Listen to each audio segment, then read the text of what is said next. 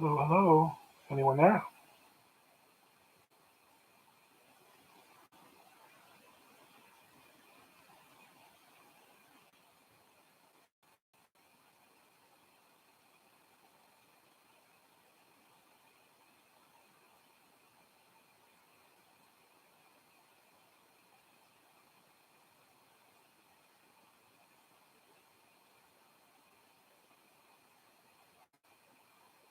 Awesome. Hello.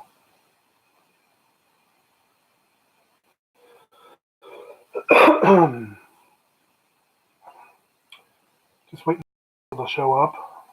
Hopefully soon. I know I know that at least a couple people are going to be running late, but we'll see.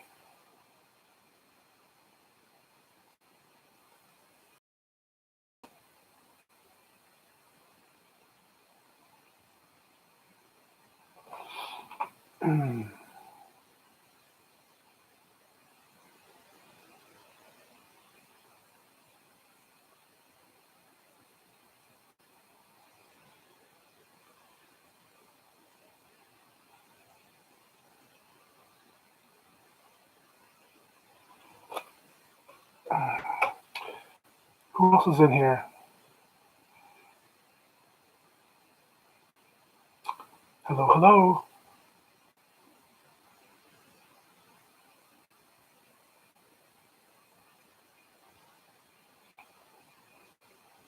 Ooh, it's warm in here.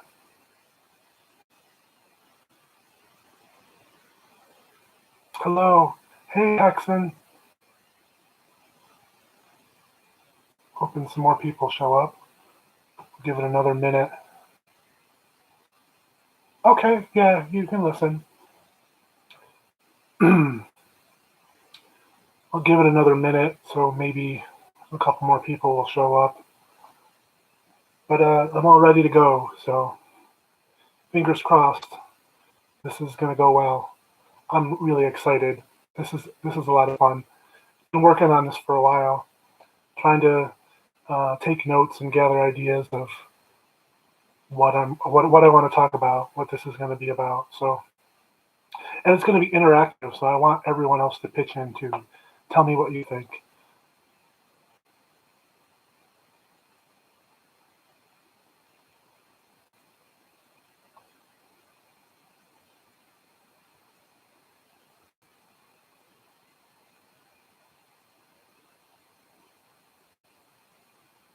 Um,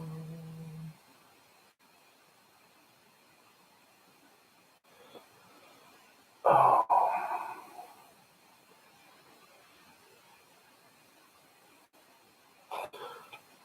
well,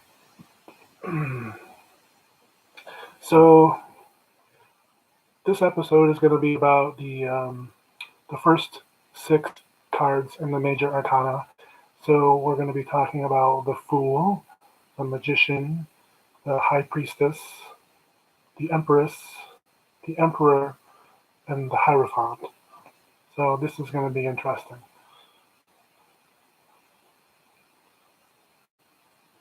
I think I'm going to divide the major arcana into sections so that way it's easier to tackle because that's a lot of cards.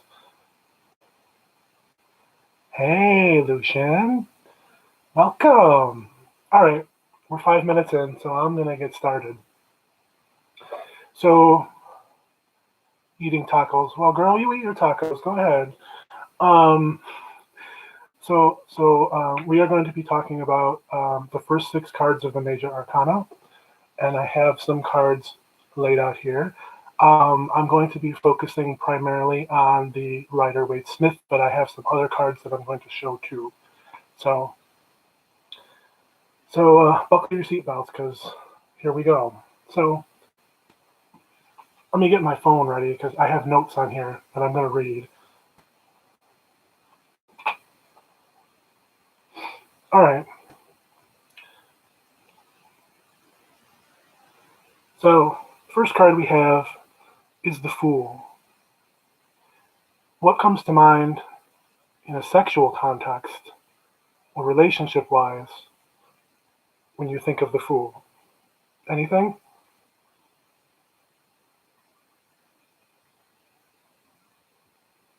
Feel free to pitch in. So I'm going to start reading. As the song goes, wise men say only fools rush in.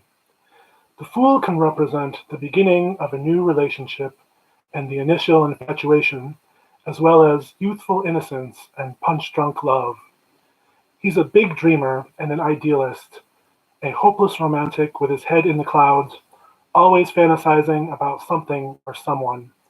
He may be so love-struck that he isn't paying attention and doesn't see what's happening in front of him. The fool can also represent someone who has never had sex or doesn't have much experience. He's taking that leap of faith and trusting someone, opening up and allowing himself to be vulnerable. He is uncertain what to expect and may have misconceptions or unrealistic expectations. He also symbolizes playfulness and frivolity and not taking things too seriously. Perhaps he wants to try some new things in bed, things he's been fantasizing about for a while. He may be adventurous and likes taking chances. He's a carefree spirit who likes doing something crazy just for the hell of it, regardless of the risks. Maybe he met a guy on a hookup app and is heading over to his place. Or he's heading out to the bar looking for someone to take home tonight. He's bold and enthusiastic, curious, and perhaps a bit naive. So what do you all think? There's another fool for you, with his ass hanging out.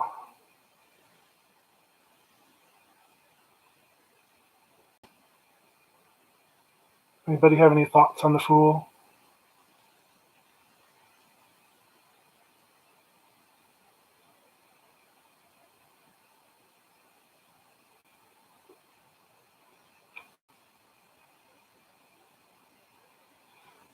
Here's one for you. This one's kind of cheeky. See his knapsack? It's literally a ball sack.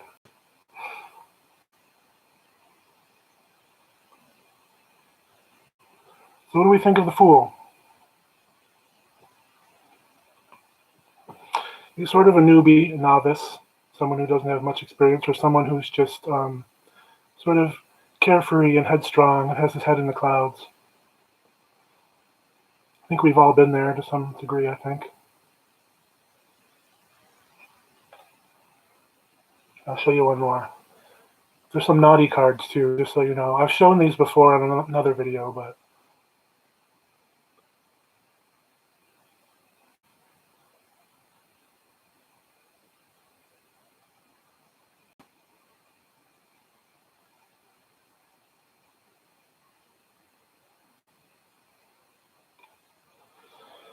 so anybody got any thoughts? Tell me about the fool. What do you think the fool is?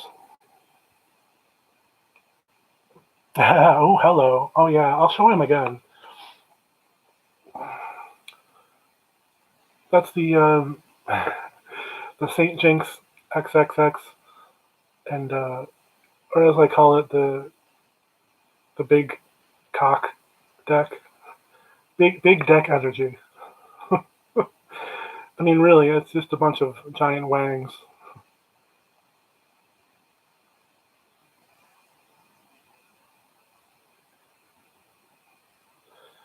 All right, very good. So, hey, Mama Squirrel. So I was just talking about the fool, and the fool. I read this whole thing, but I'll summarize it. So the fool represents um, someone who's new, a novice, someone who doesn't have much experience sexually, or someone who wants to try something new for the first time. Maybe he has some ideas of how he wants to experiment in bed. It could also mean someone who's just who's fallen in love and infatuated and has their head in the clouds, a dreamer, an idealist, a romantic. What do you think the fool means, Mama?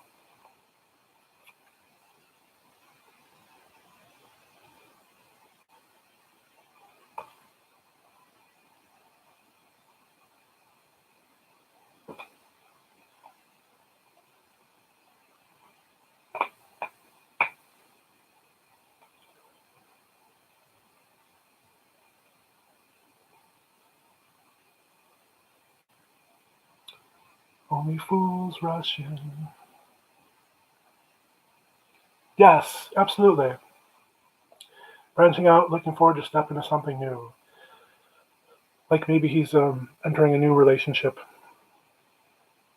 a new love interest. All right, so now we're going to go on to the magician. The magician.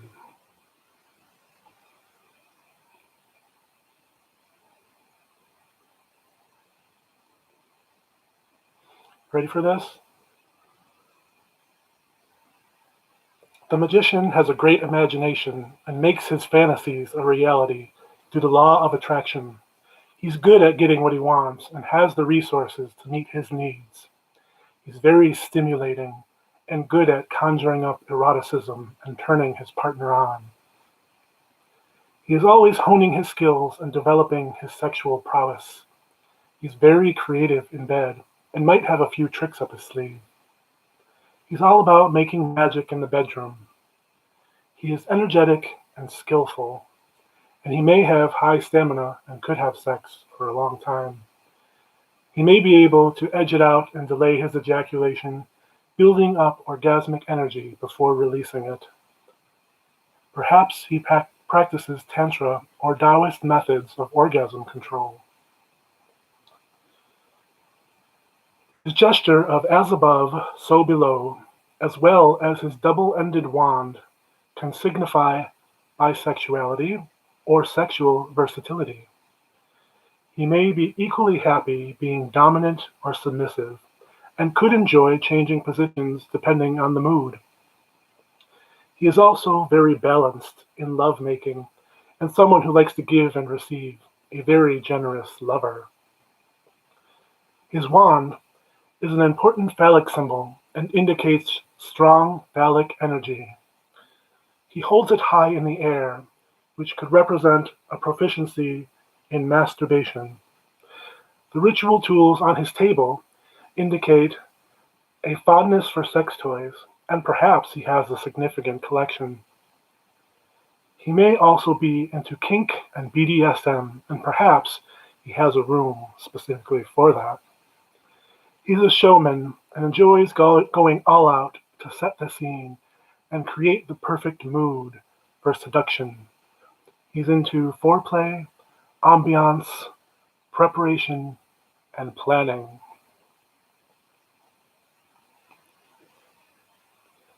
So, what do we think of the magician? I'll show you some more magicians while we talk.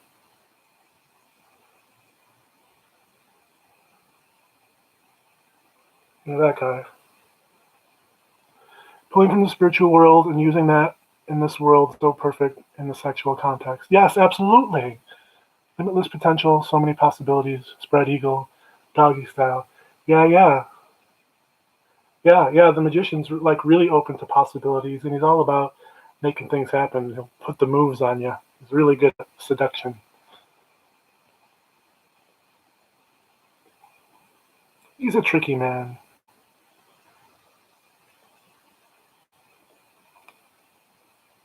Oh, okay, here we go. Here's another one from this deck. Do you see what he's holding in front of him?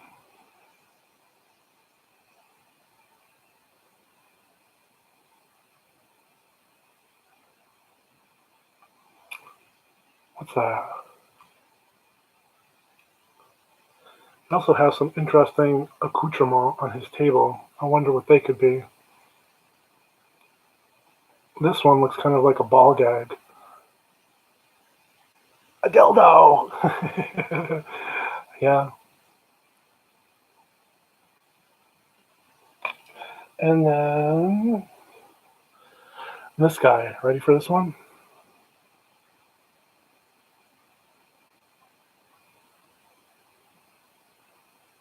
A phallus. Yes. All about the phallus. Speaking of phalluses.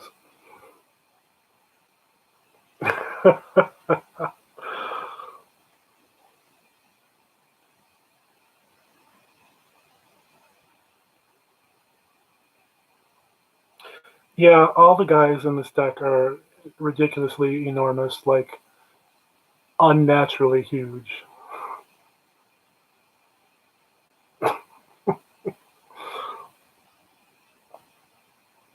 So there's our magician. He's a skillful, crafty man. Alright, so the next one is the High Priestess. And this is probably one of my favorite ones just because I pulled so much symbolism out of it. It's very interesting. Here is our High Priestess.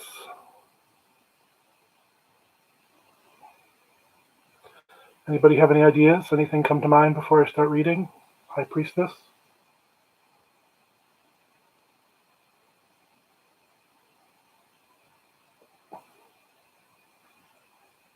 The High Priestess guards the portal between dark and light. She often has to do with intuition and hidden knowledge. In a sexual context, she may represent something that is hidden that has yet to be revealed, or something that has to be uncovered and discovered. This could be a sudden realization about one's sexuality. She may be suggesting the need to look within and find your kinky side, or discover some other sexual aspect about yourself. She's telling you to use your imagination and explore your fantasies and dreams. There is so much to learn about oneself, and she is totally here for it. She may also represent someone who is mysterious, guarded, and private. Maybe they have a secret past, or some other deep, dark secrets. Or maybe they just choose to keep their personal life to themselves.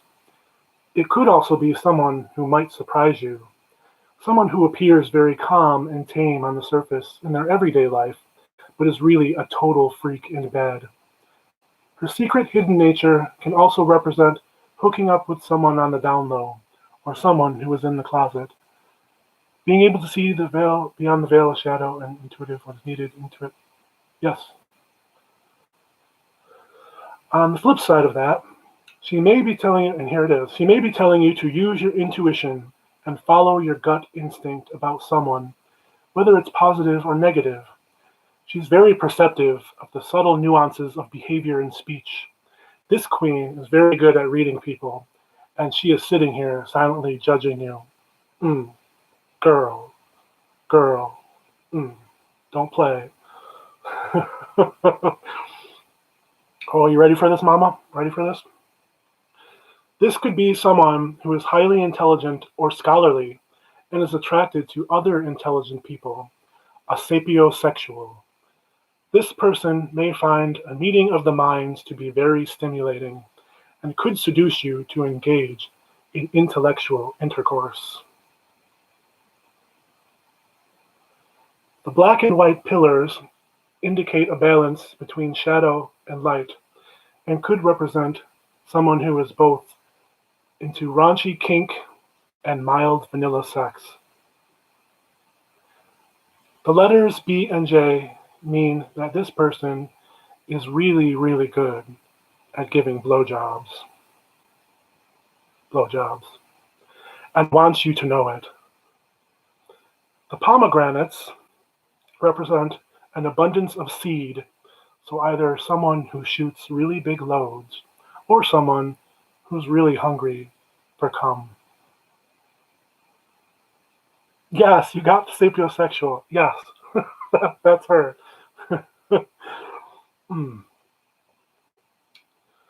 In ancient tarot decks, such as the Tarot de Marseille, the High Priestess was originally called the Papess or Popess. This refers to the legend of Pope Joan, who was said to have dressed as a man so she could be ordained and rose through the ranks and became Pope. In this context, the High Priestess could indicate a drag queen or maybe a transgender person. So what do you think about our High Priestess? On the surface, she's not a very sexual card, but there's a lot of symbolism in her. What did you say? She is the emphatic lover who always knows the perfect position, fantasy, etc., to help grow the other. Yeah, sure. She knows a lot of things. She's very knowledgeable, and I'm sure she has a lot of hidden talents. Let's say there's this one. There's a pepess,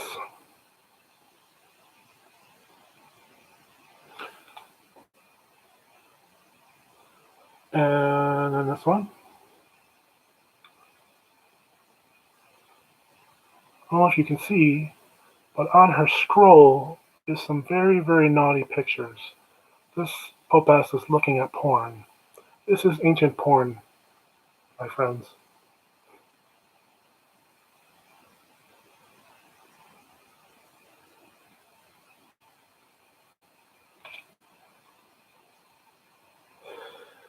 And then in this deck, um, the priestess is portrayed as male and is called the mystic.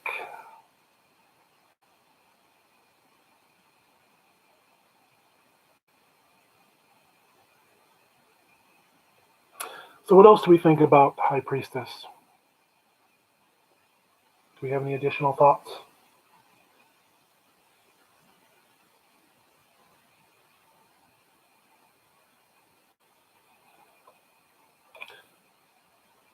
I think she's very interesting. Always on the hunt for knowledge, the need to learn more to teach. Yes, absolutely. She's a teacher. Um, isn't that the King of Wands?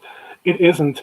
If it is, then the whole deck is King of Wands because they all have very significant wands per se.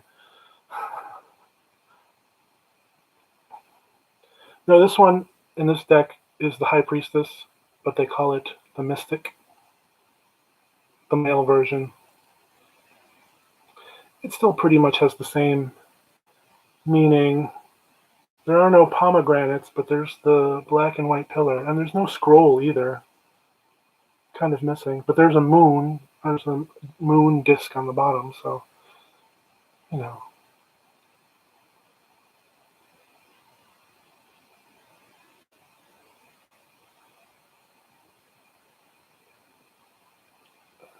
Don't really haven't looked at the High Priestess as a knowledge seeker.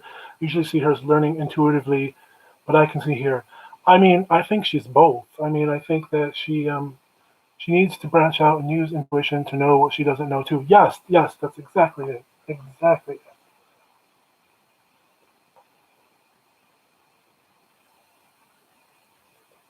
But yeah, she's interesting. And let's see if I can find it again.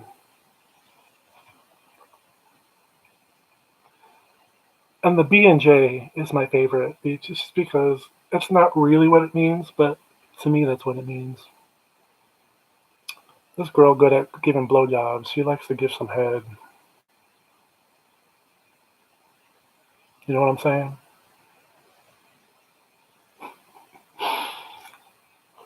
Ooh, it's hot in here. Is it me or is it really hot?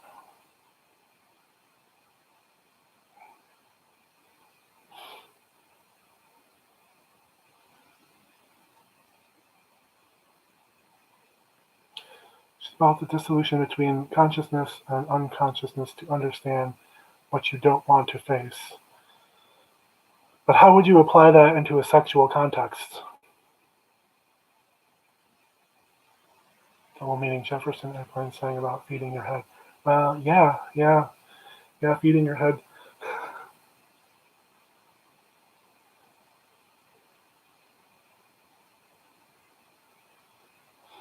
All right, what did we do? We did 3 cards. So we have 3 more to go. Are you ready for this? If anybody has any thoughts at any time, even if it's on a card I already showed, please comment. Please, I want this to be interactive, and I want people to give their input on the sexiness of the cards. I'm warm, girl. I'm warm. Mm.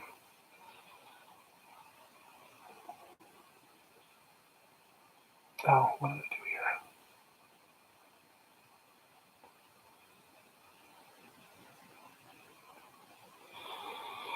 here? Empress. Oh, what do we got here? Not everyone wants to face all of their kinks. If anything, What you don't want to talk about is what turns you on the most, in my opinion. Interesting. I like that. I like that. Okay, Mama. Yeah, I'll see you later.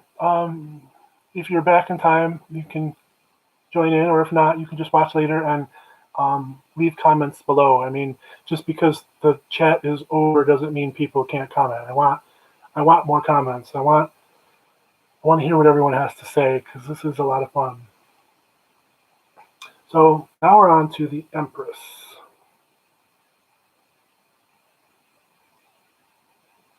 Anybody have any ideas about the Empress? What does she mean in a sexual context?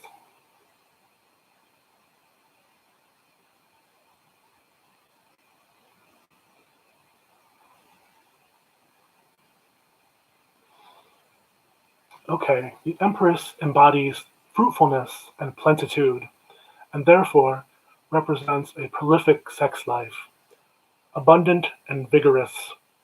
She also represents sexual freedom, tender romance, and limitless love, a skillful and generous lover with a high libido.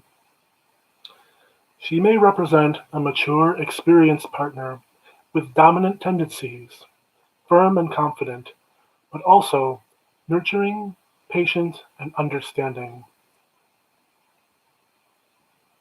Empress doesn't usually impress me, but in this card she does. I wonder why, Robin. You like this deck. Um, and it is a beautiful deck. Where was I?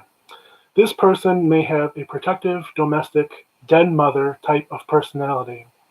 Her nurturing aspect, firmness, and groundedness are very similar to the Queen of Pentacles, and they may represent the same person.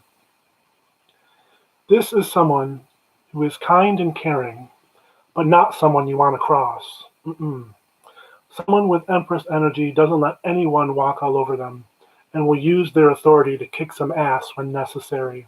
Yes, this person is in charge of their own sexuality, bodily autonomy, and self respect. Someone who is strong and independent and doesn't take shit from anybody.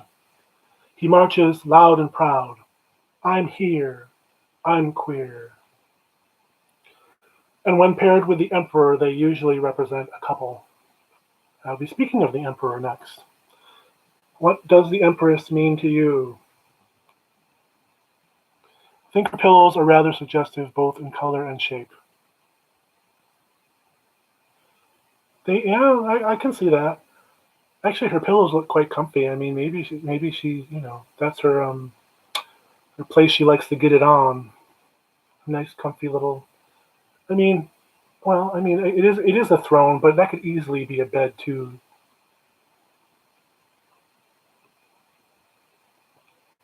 She's getting it on out in the cornfields.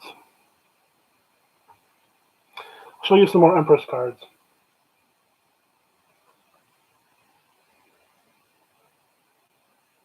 There's this gal.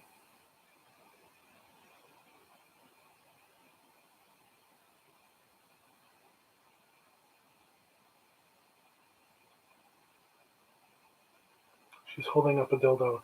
She is. There's a lot of that. I mean, it may not even be a dildo because remember this is. I feel like she's the kind of person who gets off on getting other people off, as long as she knows they're completely devoted to her. Yes. Yeah, definitely. I can see that. Um, and I think that really plays into her dominant nature. She likes to give. She likes to give pleasure, and she likes getting someone off, as long as she knows that they are really into her, like really. Um, Robin says in the 2.0 deck. Well, yeah, it is very phallic. I mean, all of them are very. All the wands and scepters and staves are very phallic. And remember too that it may be a dildo, but it may not be a dildo because in a gay sexual context, it can also be a penis. And of course, everything is a penis. I mean, everything is a penis to me because I like penises. So there's that one. And this one.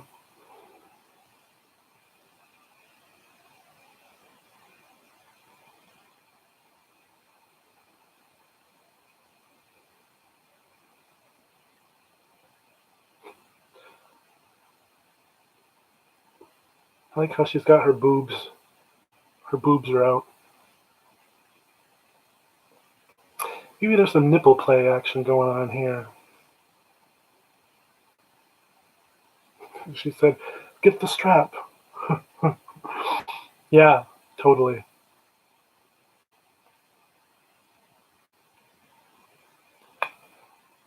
And then in this deck, the Empress is called the Consort. Is the new choice Empress crossed with us? Her legs are crossed and there's a cross on her shield. No entry there. Oh, let me get that one again. No, there's an eagle on her shield. That's the same type of eagle, type of bird that's in all the Marseille decks. The Empress and Emperor all have that bird.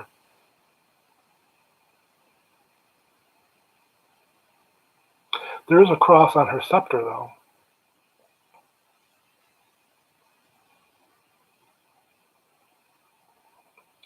It also appears to be a bowl of water there, which I did not notice before.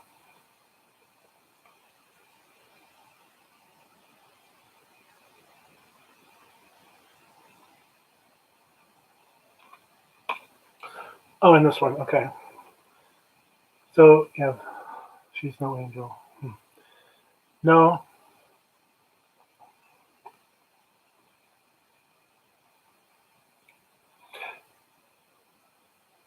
Yes, she's wearing ballet shoes. Okay, I'll just bring this one back out. She is. She's also wearing a tutu.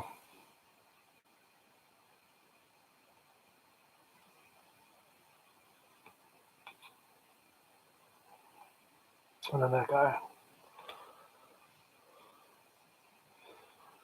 All right, we got two more cards. Does anybody have any thoughts about our Empress or any of the other cards I've shown so far? Which deck is the one with the big dicks? That would be the St. Jinx Arcana XXX.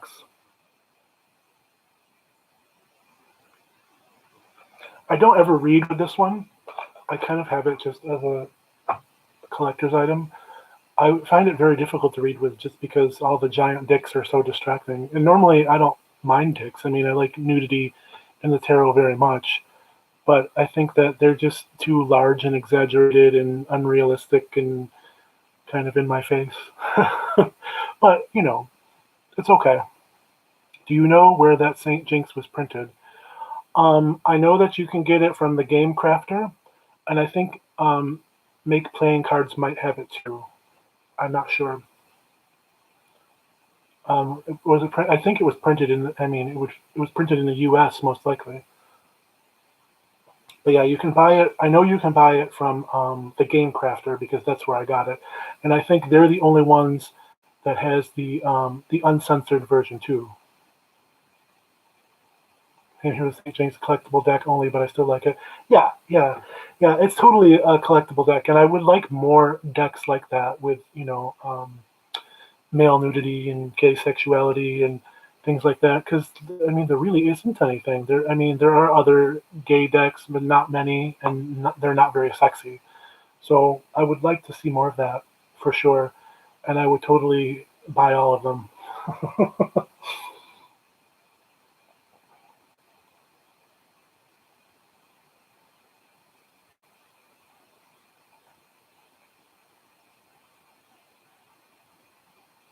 All right, so we're now on to the Emperor. Are you ready for this one? I like this one a lot. That's how I found St. Jinx, looking for a good gay deck. Haven't found one yet. Yeah, yeah, same here. I know that there is the Gay Tarot, which I think came out in the 90s, I think. It's sort of very dated, um, but it's not very good. The artwork is kind of meh, and it's not sexy at all. At all. Um, there are other very few decks with male nudity, but yeah, not many. But there aren't any very sexy gay decks.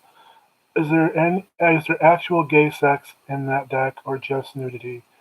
Well, there's no penetration of any kind.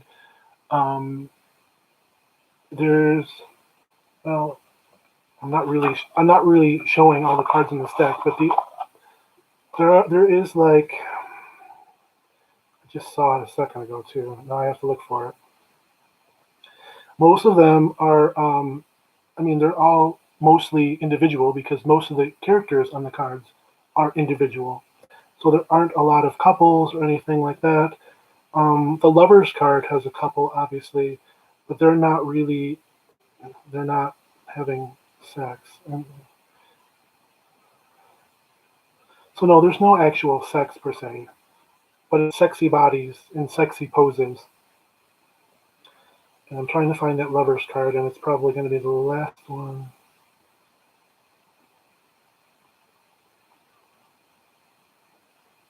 And of course, oh, there it is.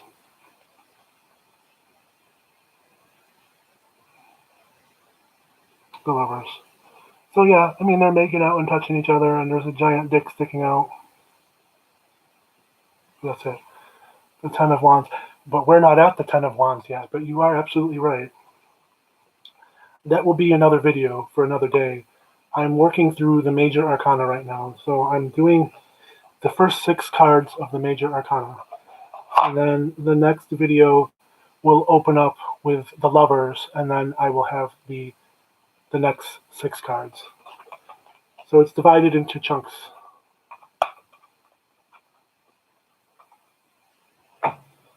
So now we are on to the Emperor. I like this guy. I didn't really like the Emperor very much until I saw the sexy side of him. You ready for this? The Emperor is a total dom daddy. He likes to be in control, and he will get his way. He is confident, cocky, cunning, clever, and strategic. He knows how to get what he wants, and he will use any methods at his disposal to do it. He may be skillful with a wide array of sex toys and devices. In these senses, he is very similar to the magician, but much more dominant, forceful, and aggressive, and perhaps also more mature and experienced. He grips his scepter like he grips his penis, firm and steady. He is strong and imposing, someone to be respected and admired. He will put your ass in a sling and have his way with you. If you disobey, he will punish you in any way he thinks you deserve. He thrives on his dominant role, and it greatly turns him on. He may enjoy a variety of different sexual scenarios, and always has his sights on the next ass he wants to conquer. Despite his aggressive and dominant nature, he is also very kind and fair. He has a tender, romantic side as well. After a really hot, intense scene, he is very good with aftercare. He is the kind of guy who will hold his partner and cuddle for a while as they come down from their orgasmic bliss. So that is our Emperor. He holds a ball in one hand and a big stick in the other and sports those fetish boots. His chair suggests 4 ramps. Yes. Wow, you got all that stuff out of this card, and I got the scepter, but I didn't get all the rest of that. That's great. I love that. I love that. A ball, fetish boots, the rams. That's great. That's great. I didn't catch that at all. And maybe the rams also indicates that he's horny. He's quite horny.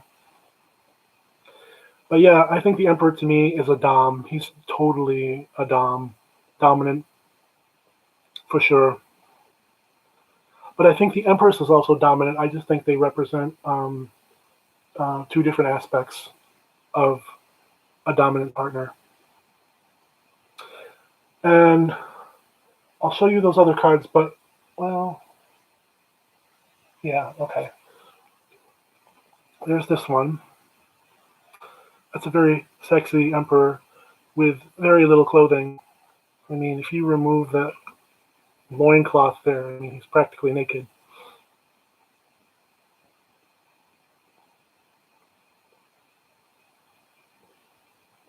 I like that emperor. And then here's this one. Fetish boots again. Yes, it's all about the fetish boots. Maybe the emperor has a foot fetish or a boot fetish. Maybe he needs a submissive boy to spit shine his shoes. Sort of lick my shoe attitude. Yes, that's exactly what I just said. Yes. Yep. Absolutely. Absolutely. Although this one doesn't have any boots, but that's okay.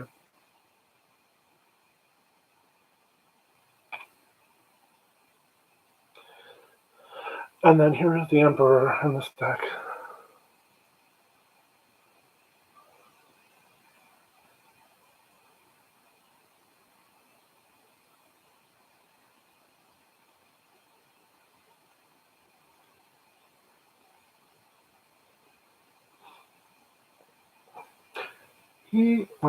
He has some sort of dagger ankh kind of thing, but he's not holding a scepter like the other ones. But that's because his scepter is right there. He doesn't have a real stick.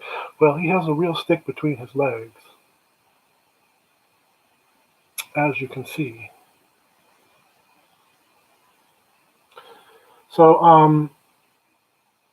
I do have another Emperor card I wanted to show you, and I wasn't going to show any cards from this deck, but I really thought that this card in this particular deck was a very sexy Emperor. Like, he sort of captures that that sort of arrogant, aggressive attitude that I really like in that card. So check this one out. And also there's penis too.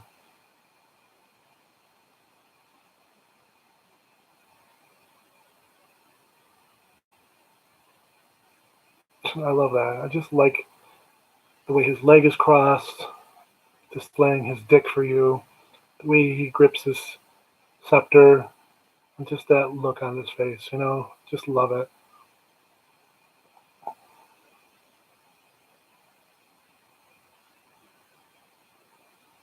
So that's our emperor.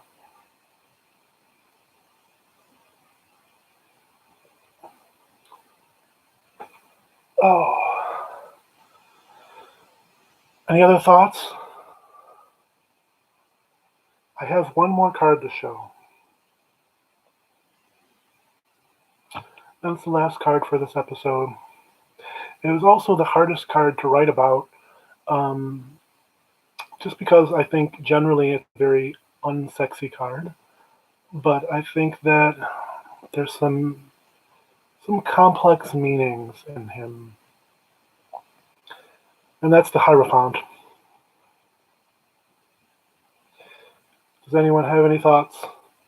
What does he mean in a sexual context?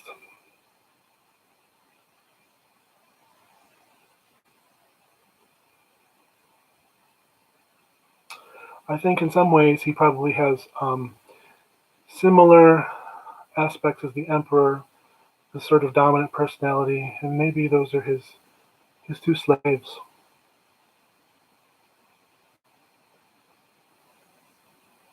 So I'll read to you this. So this is the last one. Um, Looks androgynous. Yeah, he does sort of look androgynous. Um, okay. Sitting on an altar between two palaces. Yes, yes, absolutely, absolutely. And so was the High Priestess. So they're sort of um, similar in that regard. But of course, um, in the older Marseille decks, this was the Pope, and the High Priestess was the Popess. So they are sort of two sides of the same coin almost. Um, so the Hierophant. This is going to be a challenging one, and you're probably not going to like all of it, but he's wearing a dress. Um, he is. Oh, and that also reminds me, too. I'll just say that he's wearing a dress. Um, there was a joke from Margaret Cho in one of her stand-up shows where she where she talks about the Pope, and she talks about the Pope was saying homophobic bullshit and all this other stuff like the previous Pope. Um, Actually, Pope John Paul, so two popes ago actually. Um, and she said the Pope talks so much shit, but what does he know? Why is he the one to talk about? Um, how is he a good judge of normal with his gold hat and his matching gold dress, sitting up in the Vatican, surrounded by the finest antiques the world, surrounded by men.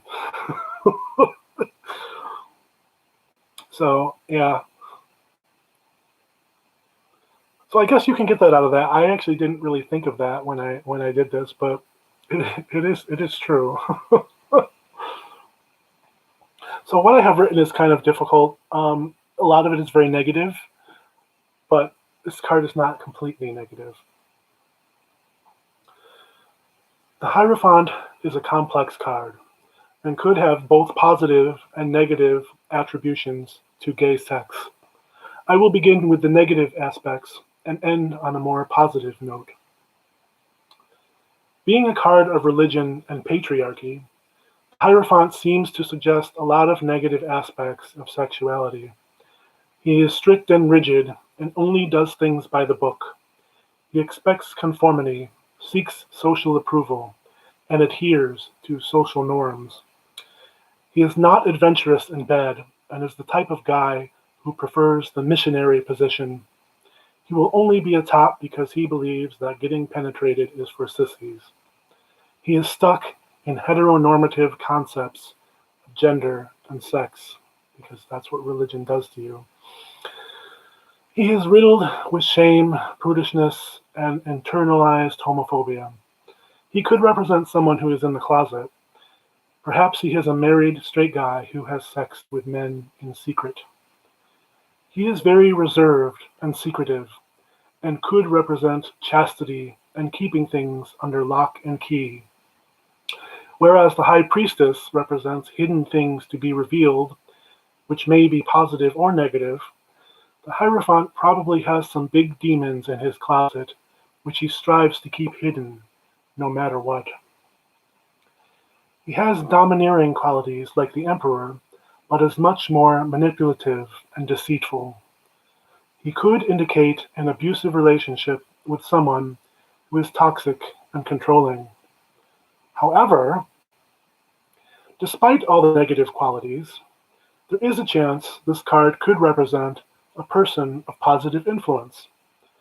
Perhaps this is an elder in the queer or BDSM communities, someone who is admired and respected, a mentor, or perhaps a dom who has taken an apprentice under his wing.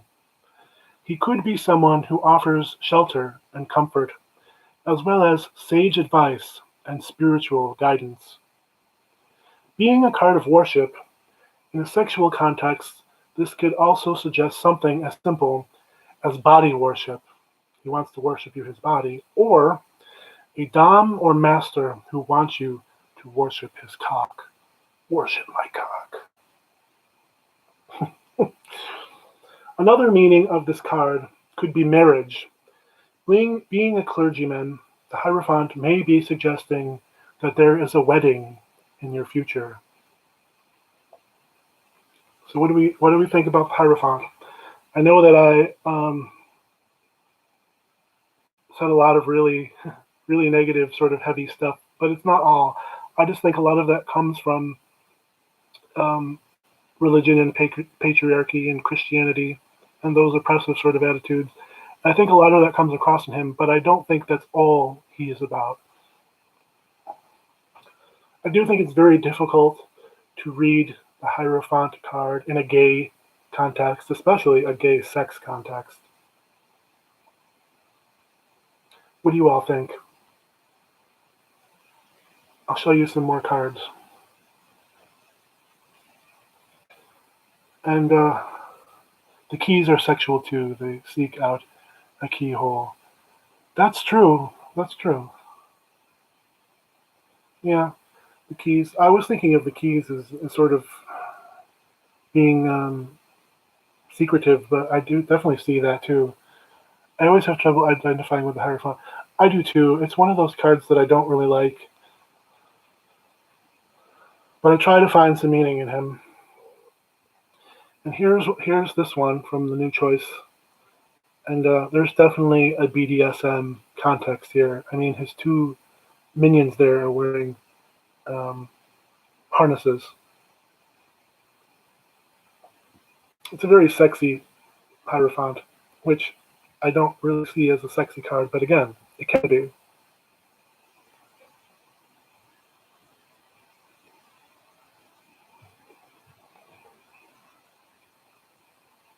And then there's this one.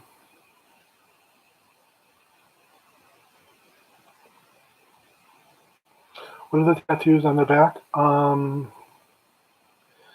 It's some sort of ring or spiral or wreath.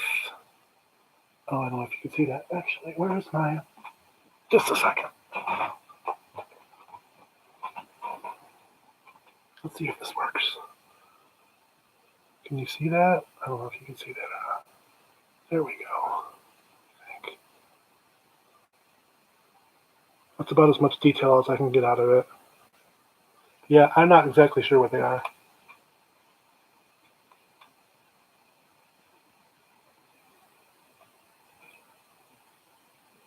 And then this one, who's sort of a very traditional pope from the Marseille style.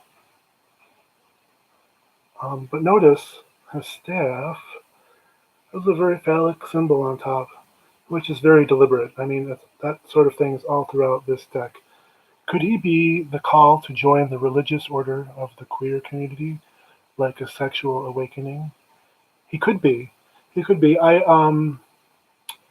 I kind of think that the High Priestess represents that, to me anyway, sort of this discovering something about yourself, um, sexual awakening within yourself. But sure, yeah, definitely, you can get the same thing from him too. And and here is the Hierophant and the Saint Jinx deck. Like I said, I don't really see the Hierophant as a sexy card, but here it is. I mean, proving me wrong, right? Oh, I hate this glare that I'm getting here. Oh, there we go. And then there's his two worshippers worshiping his cock.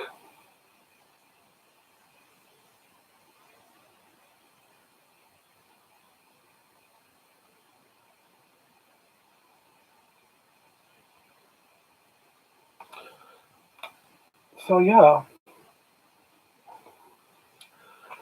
so that's all the cards for this episode. Does anybody have any other thoughts? I can really quick show you.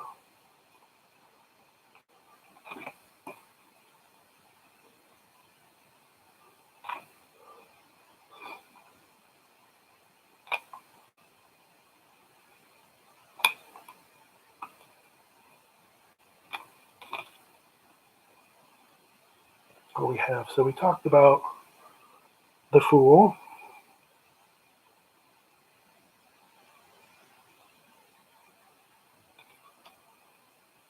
and the Magician,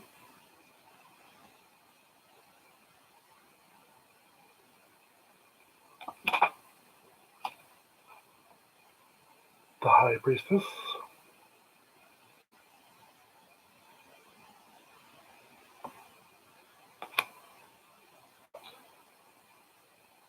the Empress,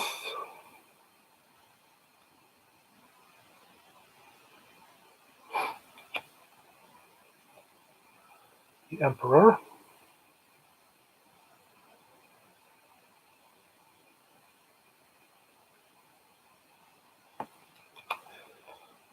And the Hierophant. I've always wondered what the Fool has up his sleeve. What might he be up to that he's not showing us? You really think so? I don't really see the Fool as having any tricks up his sleeve. I think he sort of he isn't really crafty that way. He's not very knowledgeable or skillful. He's just sort of a newbie, a novice, sort of this dreamer with his head in the clouds, going out to chase um, sex or relationship or whatever his pursuit is. I mean, I don't think he has any tricks up his sleeve. I think he's sort of innocent, but innocent in a very naive sort of way.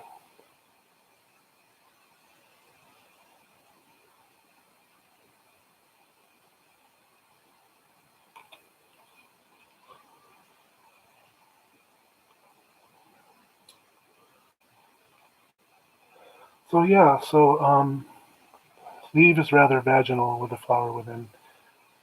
It is. It is. I mean, I wouldn't really see him that way, but I guess so. I think there are much more vaginal representations in the tarot than the Fool, but you could see it that way.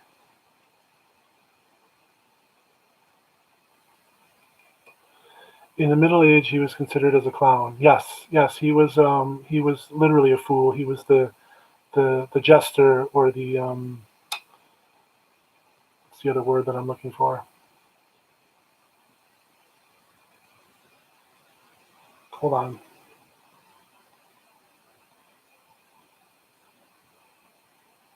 I have. Let's see if I can find it.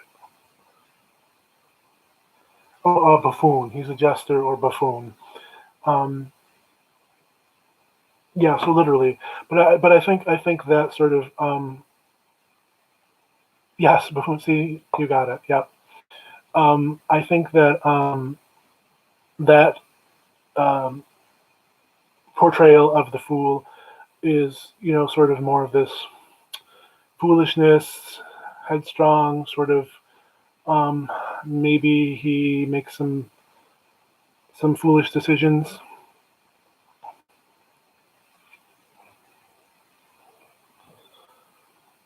Um, yeah, I mean, he could be sort of silly too. I have. Let me get it. Hold on.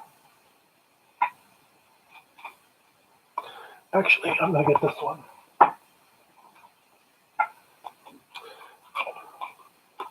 Little magic tricks, musician.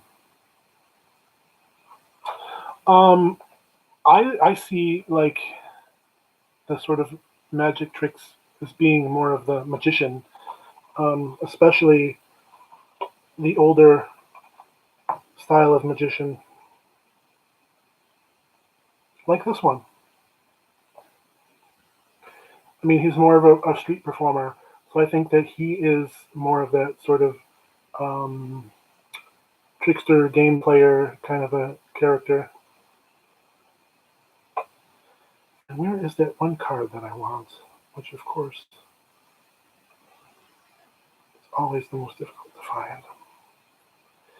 I love it when you're looking for one card and it's always one of the last ones. Oh, here it is. I guess I was wrong. So, okay, so here's, could you show the Fool and Magician from the ancient Italian deck? I can. Let me show this one first. This is from the Tarot de Marseille, the Jean Noblet, and it is one of my favorite Fools um, because, I mean, his ass is hanging out, which you see in other older style Fools, but also his penis is hanging out, and that cat thing is attacking it. And it's the only Fool card like this that I've seen that has the penis sticking out like that. So I just think it's cool. But yeah, he's that jester or buffoon style of Fool. Um, Let me get those that deck that you asked.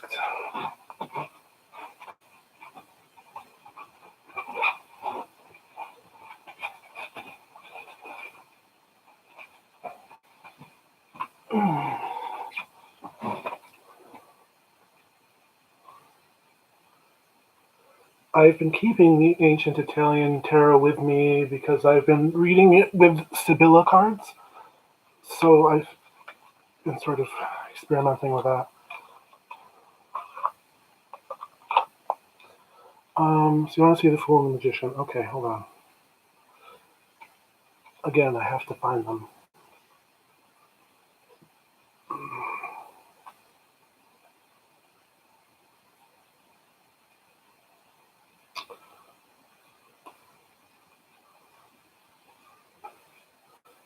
Let's see here. Where are they?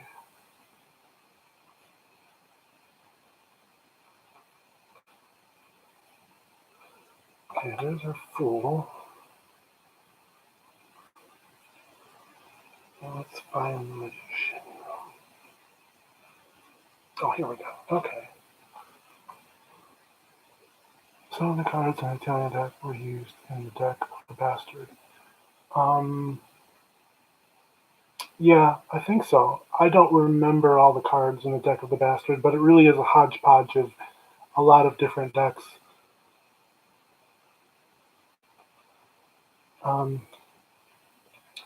So here is the Fool from the Ancient Italian Tarot.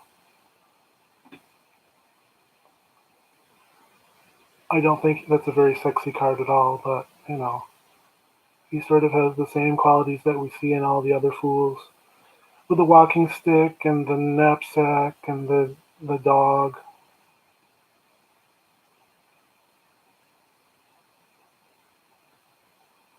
He looks a seedy bastard. He does, and a lot of the characters in that deck have very unfriendly faces. I mean, even the magician, he's just a shady looking bastard. I mean, that's definitely more of the trickster kind of magician. And he also has his wine glass, so he's probably a drunkard too. I mean, he's probably very fond of the drink.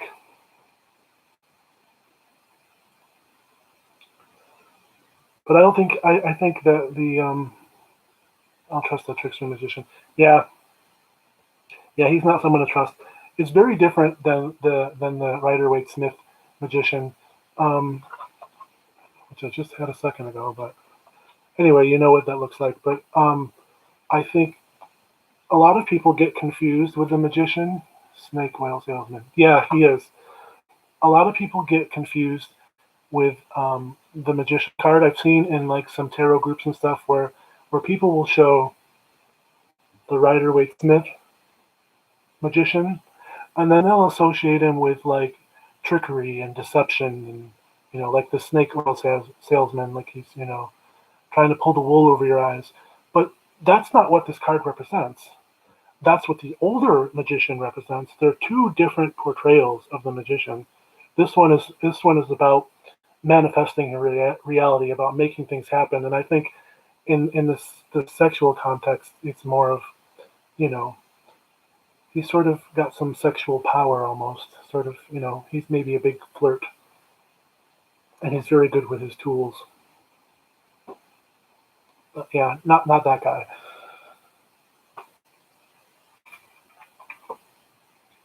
But it's the same thing with the Fool. Like the Fool in the modern deck versus the older Jester style Fool are two different types of Fools.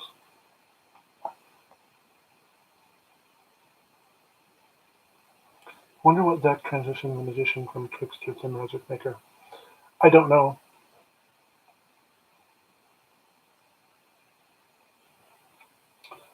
So yeah. So that is all the cards that I have today, unless somebody wants to see something specific. Um, I don't have any other cards to talk about. The next episode of The Gay Sex and the Tarot will open with the Lovers. And then, I can't even remember. Hold on. but it will open with the Lovers, which is a very good card to open with. So we'll open up with something very strong.